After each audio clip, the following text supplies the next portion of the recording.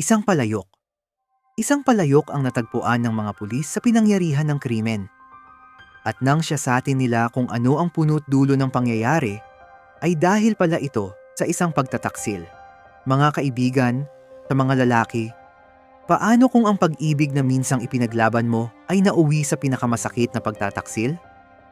Sa halip na katapatan, ay isang hamak na panloloko lang ang ibinato sa iyo ng babaeng pinagkakatiwalaan mo. So, makinig kayo.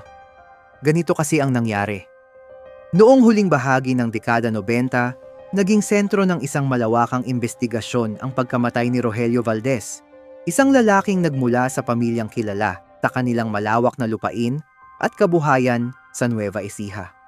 Lumabas sa investigasyon na may malapit na ugnayan umano ang kanyang asawang si Luz Biminda sa isang lalaking nagngangalang Delfin Bautista. Nang matagpo ang patay si Rogelio sa loob ng kanilang bahay, napansin ding wala sa lugar ang kanyang asawa, dahilan upang magsimula ang masusing investigasyon ng pulisya. Si Rogelio Valdez, o mas kilala bilang Rolly, ay isang 35 taong gulang na lalaki na kilala sa kanilang bayan bilang masipag, mabait at responsable. Lumaki siya sa isang pamilyang may malawak na lupain at maayos na kabuhayan, ngunit hindi siya naging mayabang. Sa halip, pinili niyang mamuhay ng simple at maging aktibong katuwang sa pamamahala ng kanilang mga palayan. Tuwing panahon ng anihan, personal niyang binibisita ang mga bukid upang kumustahin ang kanilang mga manggagawa at tiyaking maayos ang takbo ng kanilang kabuhayan. Hanggang isang araw, nagtungo si Rolly sa kabanatuan para maghatid ng mga delivery. Doon ay nakita niya ang isang magandang babae, sexy, at tila na love at first sight siya rito. Ito ay si Luz Biminda Ramos, o Luz. Diniskartehan ito ni Rolly at nakilala. Nahulog siya rito dahil pala kaibigan ito at madaling pakisamahan. Dahil sa madalas nilang pagsasama, sila ay nagka-developan hanggang sa tuluyang mauwi ito sa pag-iibigan. Sa loob ng halos 4 na taon, naging matatag ang kanilang relasyon bilang magkasintahan. Buo ang paniniwala ni Rolly na si Luz na ang babaeng nais niyang makasama habang buhay. May kwento noon kay Luz. Pero hindi niya pinansin ang mga babala ng ilan niyang kaibigan tungkol sa kanyang nobya na umano'y lalakera at mukhang pera si Luz. Ipinaglaban niya rin ito sa kanyang pamilya na noong una ay tutol na tutol din sa kanilang pag-iibigan dahil nga sa bali-balita tungkol kay Luz. Mas mahalaga ang pagmamahalan at tiwalang namamagitan sa kanila kaysa sa anumang hinala o pagdududa ng iba. Iyon ang madalas niyang sambitin sa mga taong kumukontra sa kanilang relasyon. Wala siyang pakialam sa mga sinasabi nila tungkol kay Luz. Samantala, labis ang kasiyahan ni Luz nang ayain siyang magpakasal ni Rolly. Para sa kanya, isa itong pambihirang pagkakataon. Ang magiging asawa niya ay nagmula sa isang pamilyang may malawak na lupain, matatag na kabuhayan, at malaking ari-arian. Matapos ang kanilang kasal, nanirahan sina Rolly at Luz sa malaking bahay ng pamilya Valdez. Sa mga unang buwan ng kanilang pagsasama, tila maayos ang lahat. Matatag ang kanilang relasyon at masaya sila sa kanilang pagsasama. Ngunit hindi nagtagal. Nagsimulang magbago ang takbo ng kanilang buhay. Noong una, simpleng hilig lamang ni Luz ang mamili. Tuwing may bagong labas na handbag, alahas, sapatos o mamahaling damit, pakiramdam niya ay kailangan niyang magkaroon nito. Sa madaling sabi, maluho na asawa itong si Luz. Hindi siya mapakali hanggat hindi niya nabibili ang isang bagay na gusto niya. Lalo lamang siyang nasasabik na magdagdag pa ng mga panibagong bilihin at gamit. Sa simula, sariling pera lamang ni Luz ang kanyang ginagastos. Ngunit nang hindi na iyon sapat, unti-unti niyang ginalaw ang ipon nilang mag-asawa. Ang perang inilaan sana para sa kanilang kinabukasan ay napunta sa mga bagay na ilang beses lamang niyang nagamit. At hindi lang iyon ang nangyari. Nang maubos ang kanilang savings, hindi pa rin siya tumigil. Isa-isa siyang nanghiram sa iba't ibang tao, sa mga kaibigan niya, at maging sa mga kaibigan ng kanyang asawa. Sa una ay maliit lamang ang halaga. Ngunit dahil sa patong-patong na interes at paulit-ulit na pangungutang, lumubo ang kanyang mga obligasyon. Halos hindi na siya makabayad. Nang malaman ni Rolly ang lahat, labis siyang nasaktan. Hindi dahil sa perang nawala, kundi dahil sa pagsisinungaling at pagtatago ng kanyang asawa.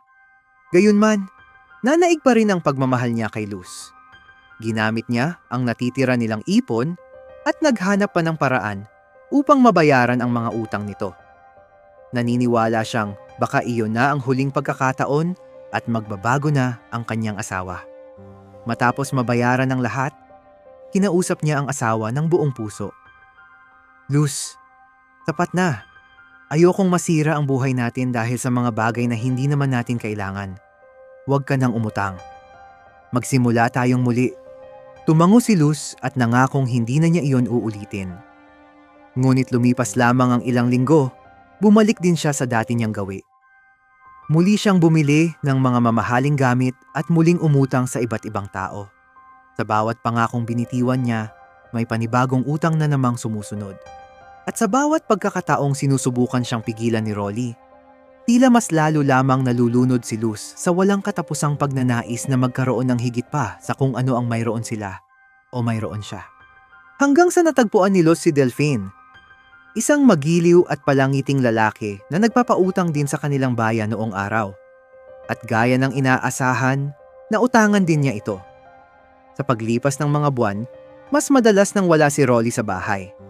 Halos buong araw itong nagtatrabaho at kumukuha ng dagdag na raket upang mabayaran ang mga utang na iniwan ng pagiging maluho ni Luz. Pero hindi alam ni Rolly na kahit anong pagbabayad niya sa mga utang ng asawa, ay lalo namang nalulubog sa utang ito kay Delphine. Kapag pumupunta si Luz sa pwesto ni Delphine sa palengke, madalas ay napapansin ni Delphine na tila malungkot si Luz kahit nakatira ito sa isang malaking bahay at hindi naman naghihikahos sa buhay. Pero bakit lagi pa rin itong nangungutang? Kilala rin kasi ni Delphine ang asawa nitong si Rolly at alam niyang may kaya rin naman ang pamilya nito. Naitanong pa nga minsan ni Delphine kay Luz kung binibigyan ba siya ng sapat na pera ni Rolly dahil parang lagi itong kapos. Sabi naman ni Luz na kulang daw ang ibinibigay ni Rolly. Kaya dito ay nakaisip si Delphine ng isang ideya. Alam niyang mukhang pera si Luz at ang totoo ay matagal na niya itong kursunada. Sexy at maganda kasi si Luz. Maalindog manamit. Mahilig magsuot ng maiikling damit at marunong mag-ayos ng sarili. Wala pa rin itong anak. At nang subukan ni Delphine na magpakita ng motibo kay Luz, dahil marami na nga itong utang sa kanya, kahit hindi niya direktang sinabi na maaaring katawan na lamang ang maging kapalit ng utang nito, ay naisakatuparan pa rin niya ang kanyang plano. Una ay inaya niya itong kumain sa labas. Hanggang sa unti-unting napalagay ang loob ni Luz at doon na niya ito dinala sa isang motel. At mukhang ginusto rin iyon ni Luz dahil katawan na niya ang ipinambayad sa kanyang mga utang. Nagkaroon ng relasyon ng dalawa na ang namamagitan ay pera. Madalas na silang magkita sa mga lugar na hindi sila madaling mapapansin. Hindi nila ito ginagawa dahil sa pagnanais na maglihim lamang, kundi dahil alam nilang mali ang kanilang ginagawa. Sa bawat paghingi ng pera ni Luz kay Delphine, ay siya namang kapalit ang kanyang katawan. Samantala, may asawa pa siyang inuuwian. Si Rolly ay walang kamalay-malay sa nangyayari. Abala siya sa paghahanap ng paraan upang maiahon ang kanilang pananalapi. Nagdagdag siya ng trabaho, mas madalas siyang nasa bukid. At kung minsan ay tumatanggap pa ng iba't ibang sideline. Ang iniisip lamang niya ay mabayaran ang mga utang at maibalik ang maayos na buhay nilang mag-asawa. Samantala, si Luz ay lalo namang nagiging malamig sa kanya. Kung dati ay sabay silang kumakain at nagkukwentuhan, ngayon ay maikli na lamang ang kanilang usapan. Napansin din ito ng ilang kamag-anak ni Rolly. May problema ba kayo? Minsang tanong ng kanyang nakatatandang kapatid. Wala naman. Mabilis na sagot ni Rolly. Pagod lang siguro. Ganoon lang ang lagi niyang tugon. Samantala, si Delphine ay nagsimula ring mangarap ng buhay kasama si Luz. Kasi parang gusto na rin niyang angkinin ito.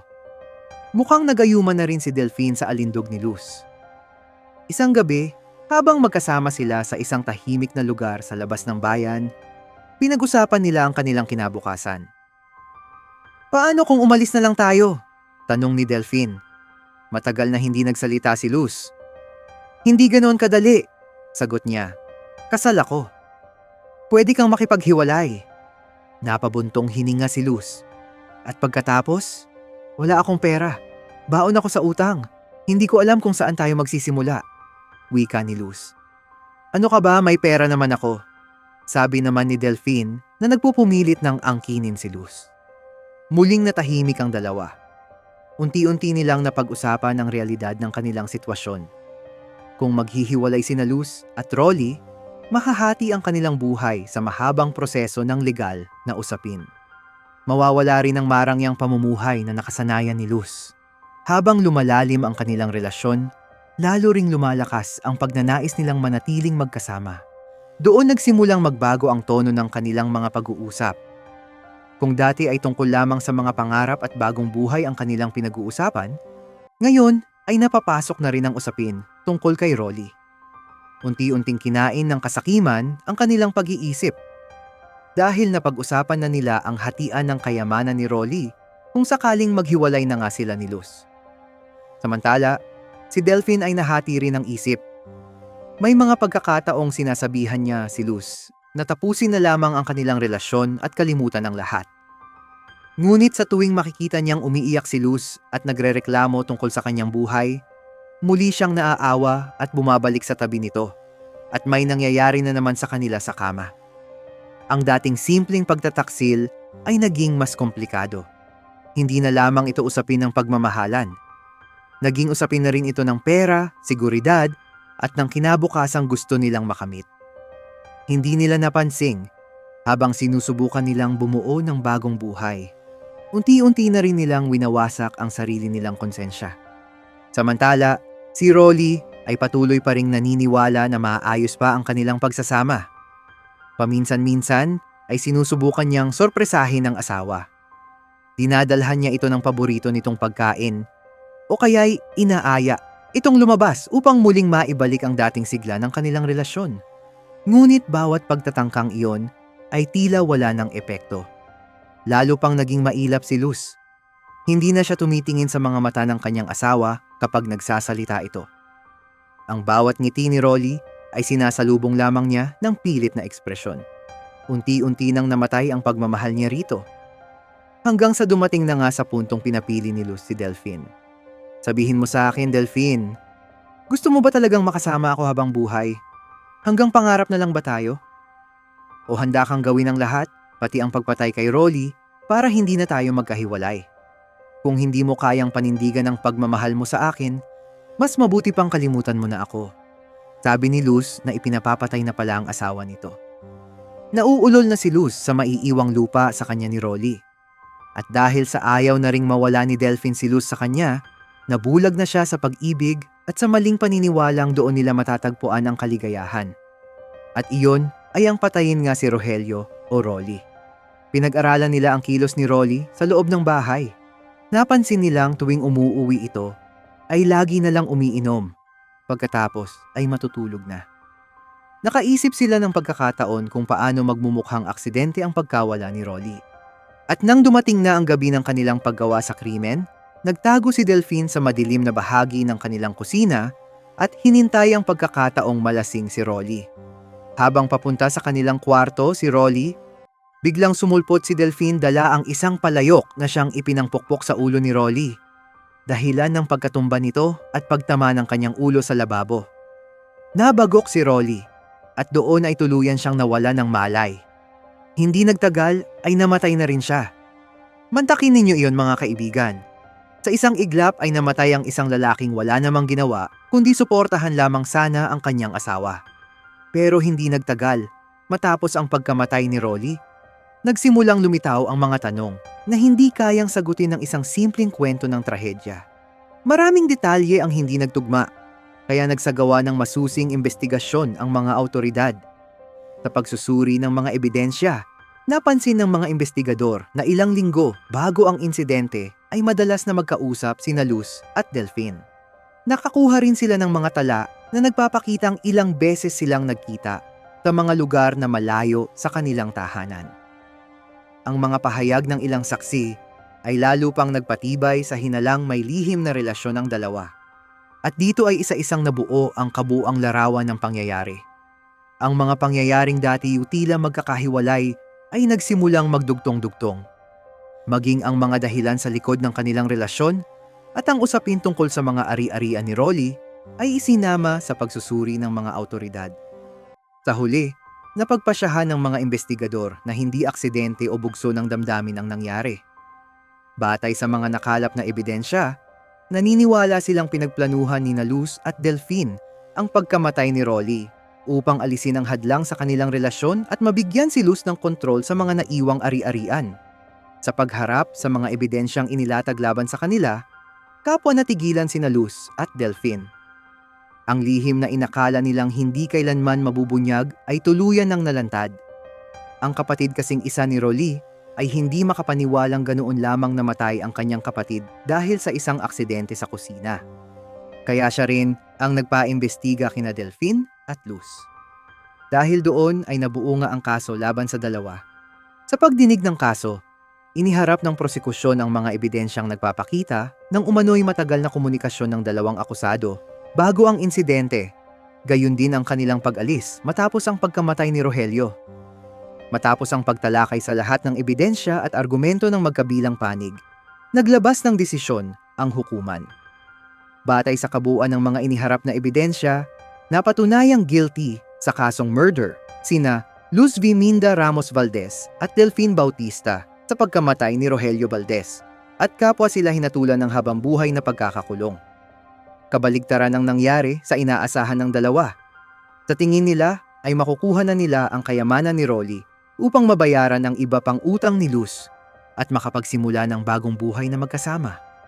Ngunit nabigo sila dahil sa huli ay rehas na lamang ang kanilang nahimas. Sabi nga sa isang talata sa Biblia, sapagkat ang pag-ibig sa salapi ay ugat ng lahat ng uri ng kasamaan.